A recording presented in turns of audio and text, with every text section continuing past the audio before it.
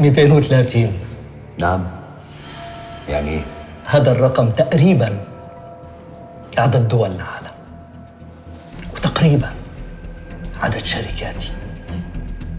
يعني ممكن هذا المكان اللي نحن قاعدين فيه يكون إلي وأنا ما بعرف.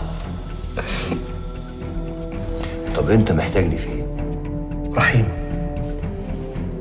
أنا حبيتك. الله يحفظك. أنت أنقذت حياتي، وأنا ما بحب كون مديون لحدا. إذا ما وافقت تشتغل معي ما رح تخسر، بس أكيد كمان لا يمكن تعرف قديش رح تربح. وانا عايز اكسب، بس هشتغل معاك ايه؟ تسمع كلامي. جون خباز ومراته مش بيقعدوا في بلد اكتر من شهر. ليهم شقق وقصور في كل بلد، وقبل ما نسيب البلد دي تكون الشقق والقصور دي اتباعت واتجاب بدلها في بلاد تانية شقق وقصور وبيوت. في الأول فهمني إنه رجل أعمال سويسري من أصل عربي، وقال لي إنه مش هينكر إن جزء كبير من شغله غير شرعي وستار لعمليات تهريب في كل حاجة. ما كنتش فاهم حاجة، كنت عامل زي مساعد ليه وبودي جارد في نفس الوقت. الغريب بقى إن في المصاريف الرهيبة اللي بتتصرف قدامي دي مش شايف أي تجارة بتحصل. بيفتح شركات وبيقفلها في نفس الشهر، يزور بنوك ويفتح أرصدة ويقفلها قبل ما نخرج من باب البنك. طب فين البضاعة اللي بيتاجر فيها؟ مفيش. أول حاجة جت في دماغي إنه بيتاجر في السلاح، لكن اللي فهمته بعد كده إنه بيتاجر في الفلوس. شوف يا رحيم، أكتر تجارة بتربح بالعالم هي غسيل الأموال. حتى إذا بتخسر بيضل معك مصاري، بس هي الشغلة أهم شيء فيها إنك تكسب ثقة اللي حواليك، يكون عندك صداقات. أنا كل اللي بيشتغلوا معي، كل زبايني، كل عملائي، أصدقائي، بيستأمنوني على أموالهم، وأنا بحول لهم المصاري اللي بدهم يغسلوها لمصاري شرعية وقانونية. شوف، ما في بلد في العالم إلا فيها مسؤول فاسد، وأنت مهمتك تصادقه، لأنه هو رح يخدمك وأنت رح تخدمه.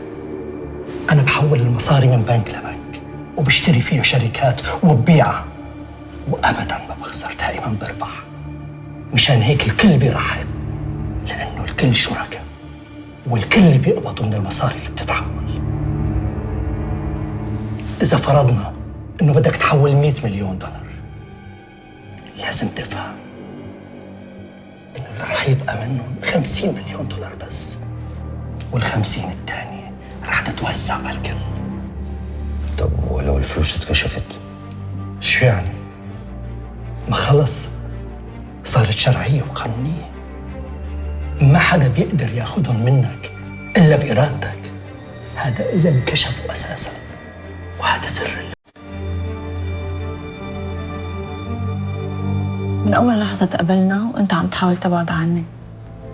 فيني أعرف ليش؟ علشان انتي مرات جون، الراجل اللي مشغلني. بس أنا بحبك. طب وجون؟ كمان بحب. نيكول مش هينفع.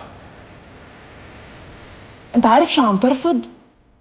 فرصة رجال أهم منك بكتير بيتمنوا ربحها. للأسف أنا مش منهم.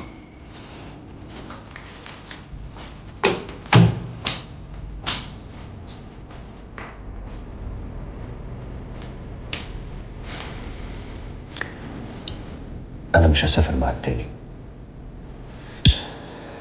عايز أفضل هنا في مصر إلا لو احتجتني.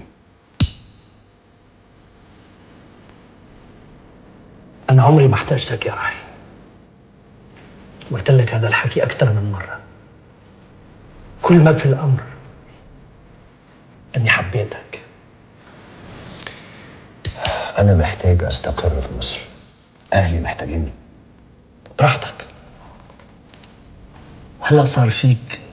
تحول مصاريك اللي عملتهم برا لهون. فضل يرجع لك، مش انت اللي علمتني. انت يا رحيم تعلمت مني اشياء كتيرة، وهذا التعليم له ثمن. بدي اياك تكون جاهز لرد الثمن بس اطلبه منك. وانا تحت امرك.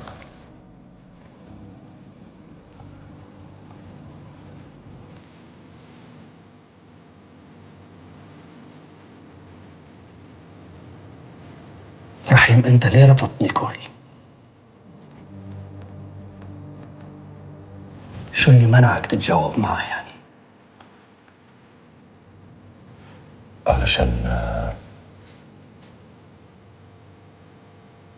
علشان هي مراتك. أحيي شهامتك ورجولتك، أنت رجل فعلا. بس بدي أنصحك نصيحة بعيدا عن قصة نيكول، نصيحة بشكل عام. بس تجي الفرصة لعندك لا تفرط فيها.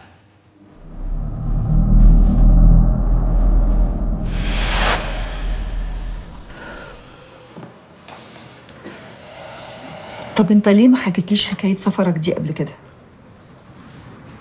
انت ما كنتيش تعرفي الجزء ده من حياتي. كنتش شايفاني رجل اعمال وبس. بس احنا كنا هنتجوز، وانت كنت هتتجوزني وانا مش عارفة عنك كل ده. ما انا كنت اكيد هقول لك في يوم من الايام، يعني زي دلوقتي لما جت مناسبه قلت لك. ايه التمن اللي طلبه منك الراجل ده؟ ما هو راجل زي ده اكيد ما سابكش في حالك. كان هو السبب في القبض عليا. هو اللي بلغ عنك؟ جون خباز كان بيغسل فلوس لناس في مصر طول السنين اللي فاتت. لما قامت الثوره الكل اترعب،